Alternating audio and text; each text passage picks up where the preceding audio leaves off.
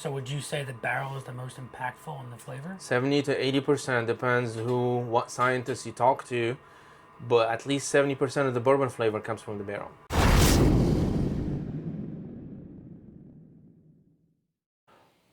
What is going on, everybody? Nathan here with the Everyday Drinker, but he has a brand new video. Today's video is absolutely incredible, and I can't wait for you guys to sit back and relax and enjoy some incredible bourbon science. We sat down with Amin, the owner and master blender of Old Louisville Bourbon down in Kentucky, and this was so fun. We got to try a lot of different bourbons, but the beginning of the video is a bunch of science and a bunch of information, so if you want to watch that, go for it.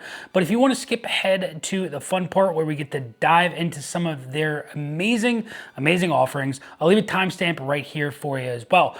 Make sure you guys check the link out down below for the Patreon, because we actually got a half barrel pick of one of the Old Louisville barrels.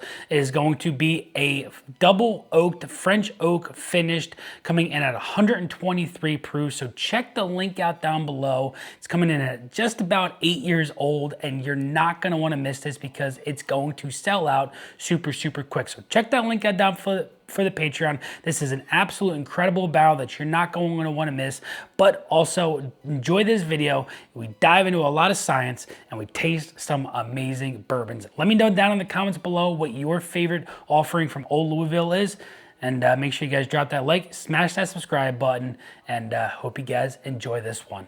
What is going on, everybody? Nathan here with the Everyday Drinker, bringing you guys a little bit of a different video. Today we have Amin, the owner of Old Louisville from Kentucky, a beautiful distillery that we are going to be talking about some of their offerings today. Amin, you have the floor, and I want to hear a little bit about yourself and what brought you into the bourbon world. Absolutely. Nathan, thanks for having me, first of all. That's a loaded question. What brought you to bourbon, right? Honestly, it's living in Kentucky for 22 years got me into the bourbon. As a drinker, to begin with, I was an engineer by trade. I worked for Brown-Forman, left corporate, bought a liquor store, opened the second one.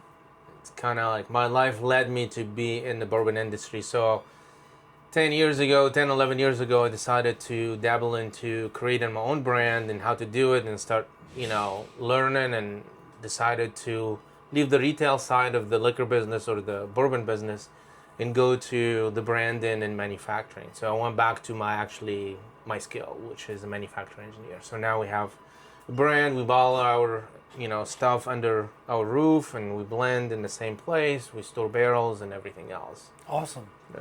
So how did you come up with the name Old Louisville? So Old Louisville is kind of an interesting name because it's actually the historic neighborhood in Louisville, Kentucky. But it holds a really special place in my heart because that's what actually that neighborhood got me out of corporate. Okay. I was a corporate engineer. I started buying rental properties in Old Louisville. Beautiful Victorian home neighborhood nested between downtown Louisville and the campus of University of Louisville. So I started buying rental properties in the hope one day I can be, a landlord and leave corporate. That was the goal. Okay. And then a liquor store came for sale. After I buy in the second or third property, a liquor store came for sale with the building in the historic Old Louisville. So walked to my bank. I still have at that time paycheck and everything else, and they approved me to buy it. So all of a sudden I decided to quit that job and be a liquor store owner. And it's a big tall task. Yeah. I did question myself a couple of times. 6 months, 9 months then, I'm like, what am I doing here? But we made it work, me and my wife, and we opened the second location downtown Louisville. But Old Louisville, that's kind of like what got me out of corporate. Okay. Also what funded this brand, because we sold everything we own in Old Louisville neighborhood to fund the barrels, to fund the brand and everything else. So we were shocked when we looked at the trademark and Old Louisville was available. Gotcha. Nobody have used that name, so we have a trademark, beautiful name. If you look at our label, the star there's a map of the city, 1884, old map of the city. That's the Ohio River. Okay. And the store is where my store is. That's where I learned everything. Awesome. From Brandon, learning about other brands, mistakes, good things I've done, bad things I've done. So that's kind of like where Old Louisville name came about, and we were very lucky that it was available. That's awesome. That's awesome. So I guess bouncing off of, you know, learning mistakes and things along that, what has been the most difficult thing with starting up, Old Louisville? Yeah. So the spirit industry obviously is not a new technology. It's not cutting edge technology. People have been doing it for a long time. Just in Kentucky alone, there's 200 years of history of bourbon making. Of course. I mean, if you go across the pond and go to Ireland and Scotland, they've been doing it for 400-500 years. A little bit longer than us yeah, here, a little right? bit longer, right? So we are not creating anything new by any means. So the most difficult thing is actually to have the courage and, the entrepreneur attitude to go and compete in already existing market, saturated market. And put your foot in there and see what you can do for yourself. Right. Improve yourself, right? Because there's a lot of brands that come and go, right? Oh, yeah. But you're competing with, brands and big corporates, and people have been doing it for 2-3 generations. And here I am coming from not even, Kentucky. I'm actually an immigrant from North Africa. Okay. To come and, try to prove myself in the whiskey industry. So I think that's a big step and big challenge, right? But running the liquor store really helped me understand what good brand of whiskeys, or it doesn't matter if it's bourbon or whiskey or rum or cognac or armagnac or whatever spirit you're consuming, right? What needs to be in that bottle, what needs to be in the package, what needs to be, presented, consumed, so people can follow you, people can enjoy it, and hopefully they buy it not just once but multiple times. Exactly. So I think it's just that's a big challenge. So. And going off of that again, like you said, stepping into a saturated market. When you start out in this industry, right? There's other things that you can look at across, the world, and where new people come in and the big dogs, kick them out, stuff like that. Have other, bourbon brands and distilleries, have they been welcoming? Or do they kind of look at you and like they wish you fall off, but you keep climbing the ladder? Yeah. So.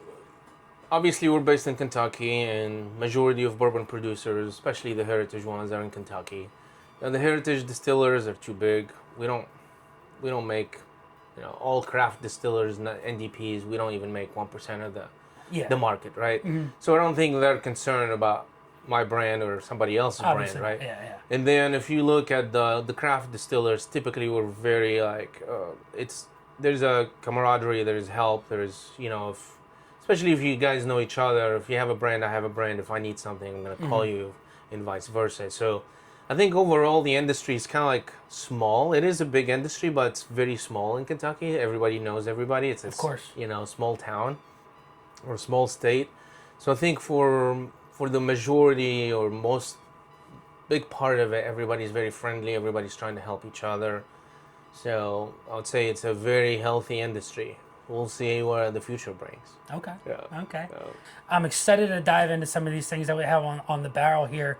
So we already have one poured in the glass. Yep. What did you pour for us? So we started with the Kentucky series. Okay. This is a new expression that we released. Okay. Everything we released the first 3 years has been $100 and more. Okay.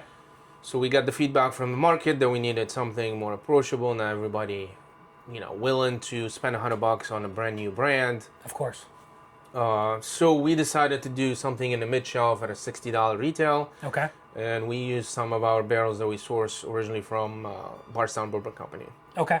So Kentucky series, all the barrels are from Kentucky. Old Louisville is alternated between Indiana MGP Okay. and Kentucky distillers that we source from. Okay. So 100 proof, 78 corn, 10 rye, 12 malted barley. Okay. Slow cut in the barrel. Okay. And the batch is about 11 barrels. Okay, so we're using a small Very, batch. very small. I like that. I mean, typically our barrels are 5 to 6 barrels. Okay. 11 is actually, decent sized batch for us. So Okay. we produce the order, so it's always small. Okay. So And there's a fun thing with the Kentucky series, right? yeah, it spells out Kentucky. It's one of those drunk nights you come up with an idea and finally one of them sticks and execute it. There you go. It makes people want to go out and catch them all, right? Yeah. You know, I mean, I heard somebody talk about how it's a cheaper way to collect all the horsies from Blanton's. You know? It's a fun way to do it, and it's big and bold in the front, so you're not going to miss it. Yeah. And hopefully people know how to spell Kentucky, and they can... You'd be surprised. You would be surprised. You would be surprised. Especially with the 2Ks. Exactly. People get confused. Oh, yeah. And we're coming in, this one is specifically coming in 8 years. And Yeah, so 6 barrels were 8.5 year. The other 5 are right at 8. Okay. And then we slow cut them throughout probably 6 to 7 weeks. Mm-hmm. We add water in the barrel Okay. to reduce it to 100. And then we get it close enough. And then we do the final proofing in the tank. Gotcha. Yeah. Nose is beautiful. Yeah, I mean, it's a very classic Kentucky recipe, actually. Heaven Hill produced this mash bill for Elijah Craig, Evan Williams, and a lot of other brands. Mm-hmm. So it's distilled in Bardstown and very classic recipe. But the only difference between this and Heaven Hill product is this distilled differently at 135 proof, so a little lower coming off the still. Okay. And then going into the barrel 120 proof versus Heaven Hill product goes 125. They go at 125, yeah. So you're going a little bit lower on Yeah. each of those, which most people don't understand that a lower barrel entry proof and also offer the still. What exactly do you get off of that? You know, for me, I think you get a little bit more viscosity without that proof punch. I don't know about for you. So scientifically speaking, bourbon has to be distilled between 130 proof and 160. You can't distill it above that. So the higher you distill the spirit or the grain, the less of the grain flavor you leave. So when you go to 160, between 160 and 190, it's light whiskey. Mm-hmm. You go to 190, as we call it, grain neutral spirit. So you strip the grain from any flavor. Yep. So at that 130, so the difference is when you distill at 130 versus 150, they're still bourbon, but you're stripping more of the grain flavor. Gotcha. So that's one step that impacts the flavor down the road after maturation. Okay. The entry proof is probably the most impactful as far as maturation and flavor profile. Okay. Because everything we absorb majority of what we absorb from the barrel is water soluble. So a lot of the sugar, the vanilla are water soluble. So if you go in the barrel at lower proof, you actually extract more flavor out of the barrel. It's very interesting. And if you go a higher proof, you use less barrels, so you're more profitable. Mm-hmm. But the flavor profile after maturation, after 8-10 years in a barrel, there is a big difference. Gotcha. And that's because of the solubility of certain molecules that we get out of the barrels. So would you say the barrel is the most impactful in the flavor? 70 to 80% depends what scientists you talk to, but at least 70% of the bourbon flavor comes from the barrel. So this is the most important thing. Barrels make the bourbon. I gotcha. I was on that same boat. But there's a lot of people out there. It's about the mash bill. It's about where it's aged. For me, I always thought it was also about the barrel. I mean, all the above are impactful. Everything impacts the flavor, the way the whiskey interacts with the wood, the way the maturation happens. It's all the chemistry. char level inside. But the majority, the most impact is from the barrel, from the wood. Gotcha. So. It's light, but it also has a really nice finish. I took that first sip a while ago, and it lingered. It lingers, yeah. It lingers. And 8 years old is a really great middle ground where you're not getting into something that is possibly could be over oaked for some people, and you're not also young and getting a lot of grain. You're getting a very nice balance. Yeah. And you're also getting that balance as well at 100 proof. For me, I like 105 to 115. That's my really great happy ground. Yeah. But I also appreciate going down to 100 proof because you can appreciate the whiskey a little bit more because you're watering it down a little bit, but you're finding some more nuances in the whiskey as well. Absolutely. Without blowing your palate out. Yeah. I like this a lot. It's really, really nice. What do you find on it? So the higher malt recipe or mash bill really does magic because it has those, sweeter notes. It has those nutty notes. You get a nice mouthfeel. We don't chill filter too, so it's still viscous, still oily. We never chill filter even when we cut with water. Okay. So that definitely see that lingering, a little bit of like heat and spice, but sweetness back in it, so it's very balanced.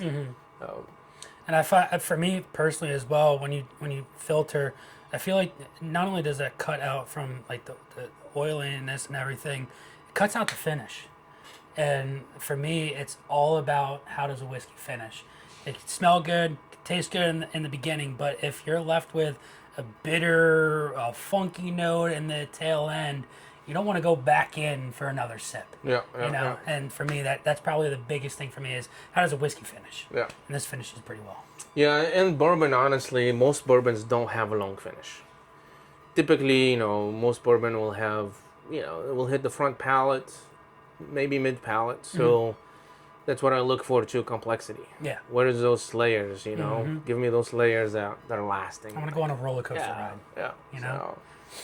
So that is the Kentucky series. What else do we got going on? We got actually quite a few. So we have a wheated bourbon, uncut. Okay.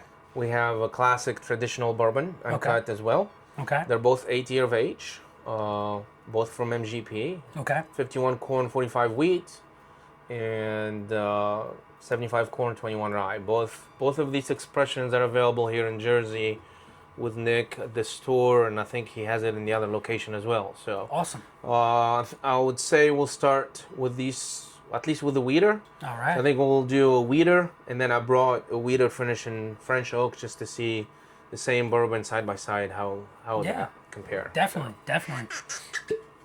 All right, so you said that this was 51% corn, 45 wheat. 45 wheat. Okay. Distilled April 2017. We just bottled it a month ago. Okay. So a little bit over 8 year.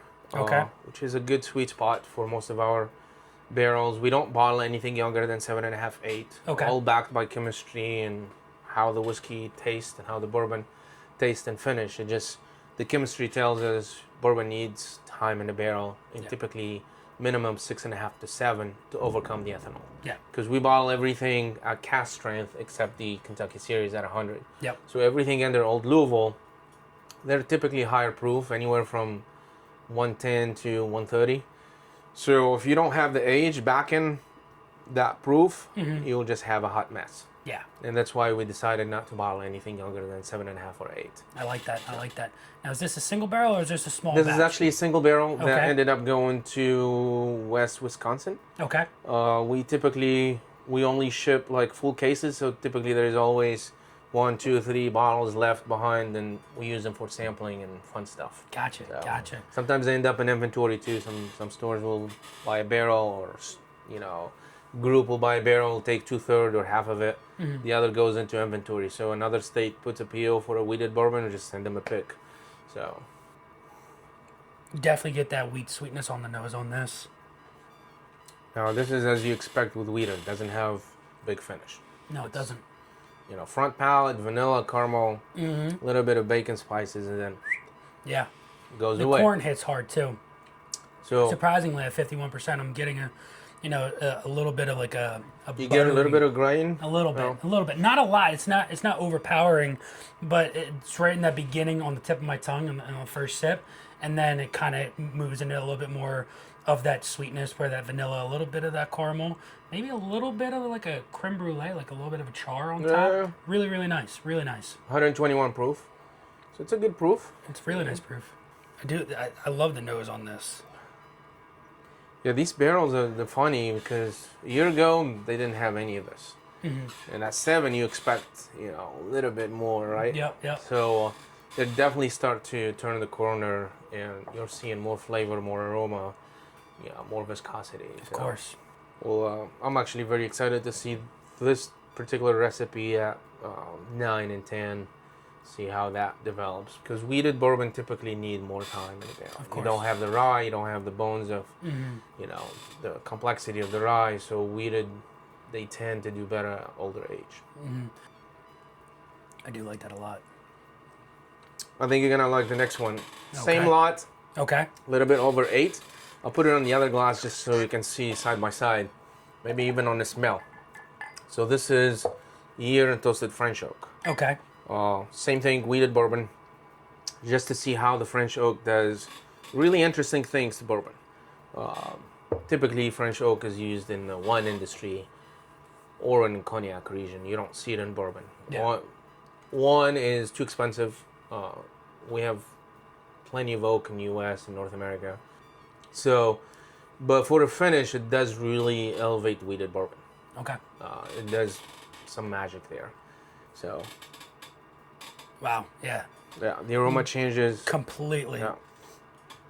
A little bit over a year in toasted French oak. So Okay. you're going to see quite a bit of impact from the French oak. Oh, definitely. Because a lot of the times, like French oak and most finishes, they don't go over 6 months. Yeah, I have a different philosophy. So most of my finishes are at least 12 months. I like that. I like that. So you can extract flavor quick, 3 to 6 months, especially if you put, transfer the whiskey in a warm weather or heat cycle. You can extract the flavor quick. But the integration part of those new flavors, new molecules that we extracted from the second cask, Okay. they don't develop, they don't really integrate well until you hit that 12 to 18 months, Okay. in my opinion. So, No, it's darker. There's more depth on this. yeah. I also think that it took down the proofiness that I was getting on the nose a little bit on the first one that wasn't finished. It definitely softened that a little bit, but I see it's higher proof. It's higher proof, which is really cool. Even on the palate, it's very misleading at 123.2. So for the people that are watching there, you're not going to find this in the shelf because this is a white label. It will be, once somebody picks that barrel, it will be labeled under this like gray blue label. Okay. Yeah. No, talking about some of your barrels, what's the oldest barrel you've got right now?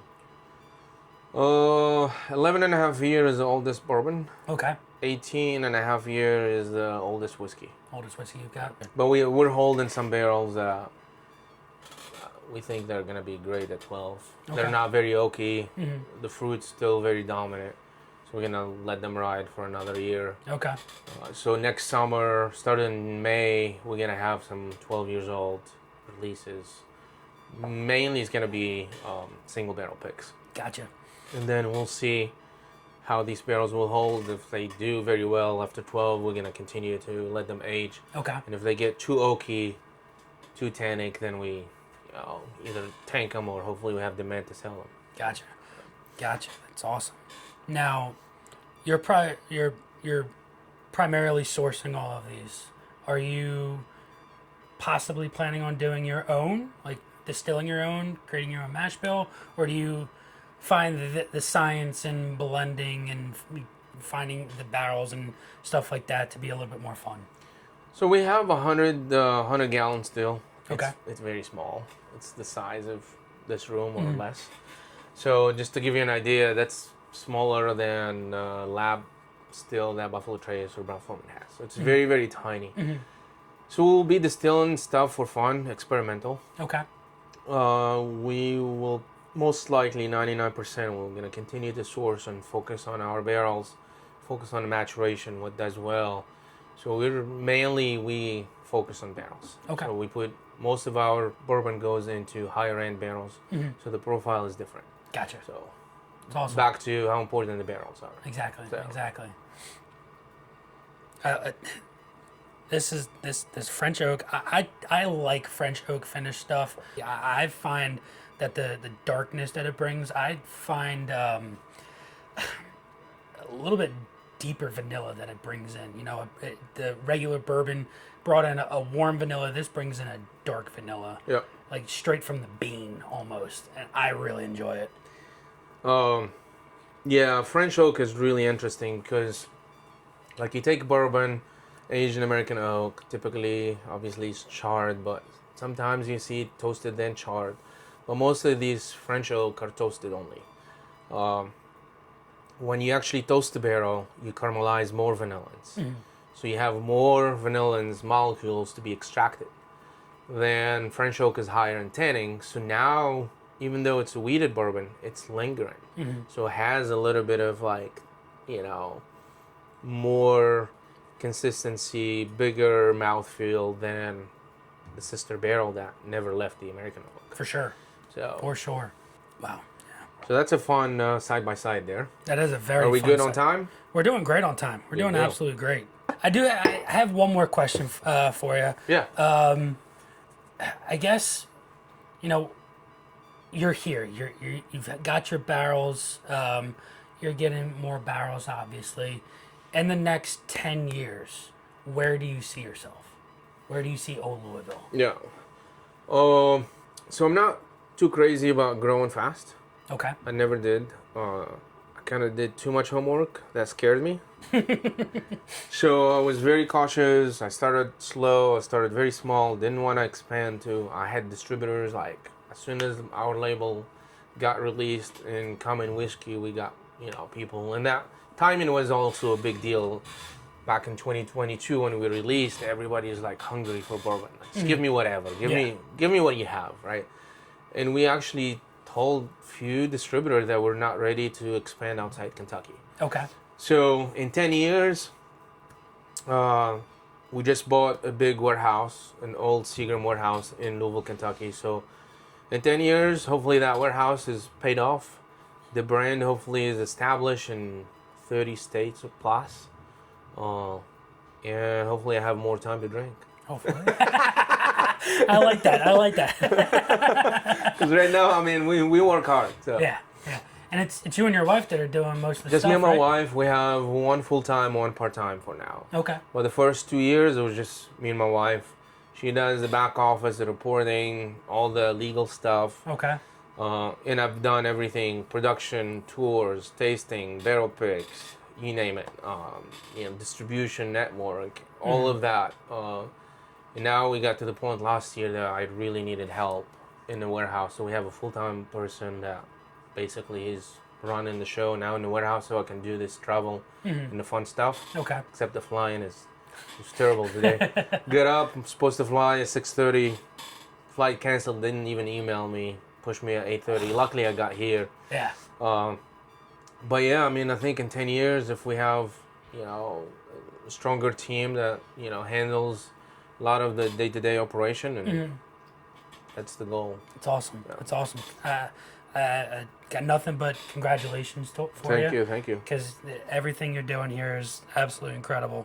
What do we have here in the glass again? 75 corn, 21 rye. Okay. Distilled July of 2015. Okay. So right at 10 year. Okay. So this is a very classic recipe. Even a lot of Kentucky distillers are starting to produce 75-21. Okay. MGP was very successful with it. 4 Roses. I mean, Seagram had MGP in 4 Roses, so this is the OES. Gotcha. So, but it's a very, very balanced recipe, even with the 21% rye. It drinks very well. It brings out a lot of stone fruit, a lot of good sweetness, caramel notes. Very, especially when it hits that 8, 9, 10, it really develops into sippable, enjoyable bourbon. Nose is definitely different than the previous 3 that we've had. You can definitely find that on the nose. The high rye is definitely gonna bring out, a bigger aroma. Almost get like a toasty rye bread in a way. Yeah, I almost get those caramel candy, those corn candy. You know what I'm talking about? Oh yeah. You get that sweet oak notes. I got hooked into this recipe, I would say 7-8 years ago when Blum Brothers were releasing their 9, 10, 12 years old, barrels from MGP, and I was like, all right, this is a good recipe too, because I'm very biased with the 36%, but I'm getting into the 21 as well. So it's really nice. So that's our 10 year. That's what you expect from a 10-year barrel. Get a little bit more oak influence, which is nice. Cuts down a little bit on the sweetness, but brings in some more depth. I'm finding a little bit of those dried fruits that you get on a little bit higher aged stuff. And like I said in the beginning, roller coaster ride. You know, I don't want this straight straight line. I want to go up and down. I want to go up and down and find. I think you're gonna enjoy the next one. All right.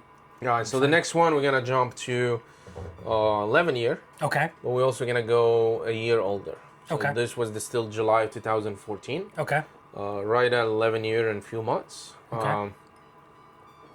60 corn, 36 dry, 4 barley. So this is We're jumping up your in that high rye rye. again. Very high rye. I think this will please your palate based on what you. I'm excited. Yeah. This has been my favorite recipe for, I don't know, 10, 12 years. Okay. So always enjoy the higher rye. Again, you can find that shift in the nose as well. Yeah.